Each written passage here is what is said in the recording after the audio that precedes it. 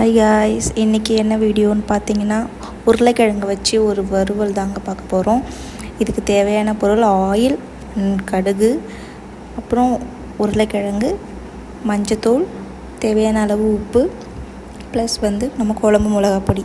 உருளைக்கிழங்கு தொட்டுக்க பண்ணுறோம் அப்படின்னா ஆனியன், டொமேட்டோ, பச்சை மிளகாய் எல்லாம் போட்டு பண்ணுவோம். ஆனால் இதுக்கு அது தேவையே இல்லைங்க.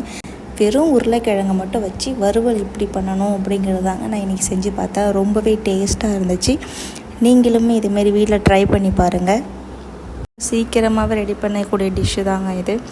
நம்ம வீட்டில் சம்டைம்ஸ் டொமேட்டோ, ஆனியன்லாம் எதுவுமே இருக்காது. அந்த டைமில் வெறும் உருளைக்கிழங்கு மட்டும் இருக்கும்னு வச்சுக்கோங்களேன். அந்த டைமில் நம்ம இதை ஈஸியாக செய்யலாங்க. நீங்களும் வீட்டில் இதை மாதிரி ட்ரை பண்ணி பாருங்கள். வீடியோ பிடிச்சிருந்தால் லைக் பண்ணுங்கள். அப்படியே பக்கத்தில் உள்ள சப்ஸ்கிரைப் பட்டனை தட்டி விட்டுக்குங்க. டாட்டா, பாய்.